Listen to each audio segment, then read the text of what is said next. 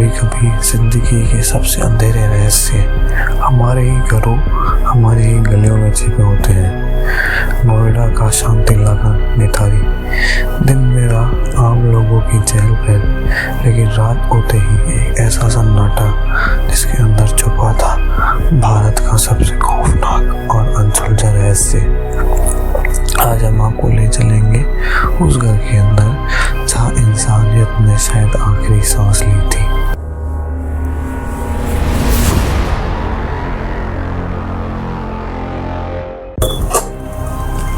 बात है 2005 से 2006 की। निथारी में मासूम बच्चे के अचानक गायब होने की घटनाएं एक दो नहीं, एक के बाद एक बढ़ती जा रही थी। माता पिता रातों को जागते, पोस्टर बनाते, पुलिस स्टेशन के चक्कर लगाते, लेकिन हर शिकायत का जवाब एक ही मिलता, बच्चा खुद कहीं चला गया होगा। इस कॉलोनी में रहता था एक बिजनेसमैन मोनिंदर सिंह पंदेर, और उसके घर काम करता था उसका नौकर सुरेंद्र कोहली। किसे पता था उनके घर का नंबर D5 एक दिन भारत की सबसे बड़ी सुर्खियों में होगा। 29 दिसंबर 2006 निथारी की कुछ महिलाओं ने शिकायत की कि उनके बच्चे पंदेर के घर के पास से गायब हुए थे।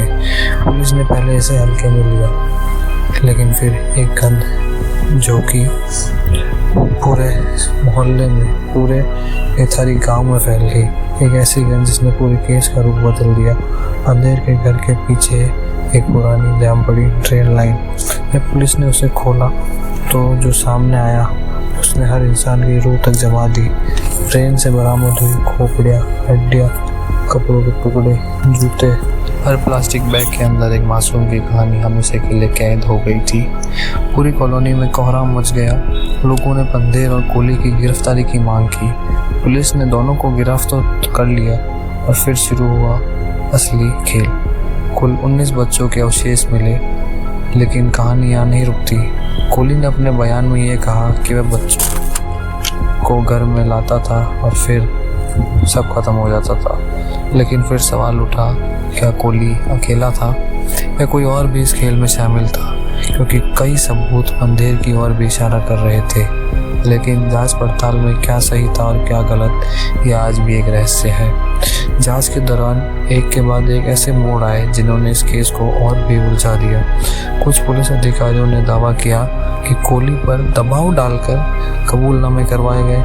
कुछ गवाहों ने कहा कि पंदेर को बचाने की साजिश या कोशिश की जा रही है, और सीबीआई ने एक जगह यह भी कहा कि कोहली मानसिक रूप से स्थिर नहीं था, शायद उसे मैनिपुलेटेड किया गया।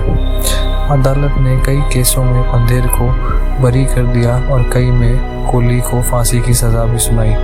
लेकिन असली सवाल है, सच में अपराधी वही थे जिन्हें सज़ा दी गई, या फिर इस कहानी में कुछ ऐसा भी था जो कभी सामने नहीं आने दिया गया? निथारी का घर जिनकी हम बात कर रहे हैं D5 आज भी मौजूद है, लेकिन उसके अंदर छुपे सवालों की गूंज आज भी उतनी ही तेज है जितनी उस समय में थी। आखिर बच्चों के साथ क्या हुआ? कितने आरोपी असली थे, कितने झूठे फंसाए गए, कौन सच्चा था, कौन झूठा था? और असली सच क्या कभी सामने आएगा? शायद नहीं, क्योंकि कुछ रहस्य सिर्फ फाइलों में नहीं, दीवारों में भी नहीं, बल्कि इंसानियत के सबसे अंधेरे कोनों में दफन हो जाते हैं। यह था the unsolved case of Nithari killings, India's darkest mystery. और याद रखना, कुछ घरों का सन्नाटा सिर्फ डर नहीं, सच्चाइयों को भी छुपा कर रखता है।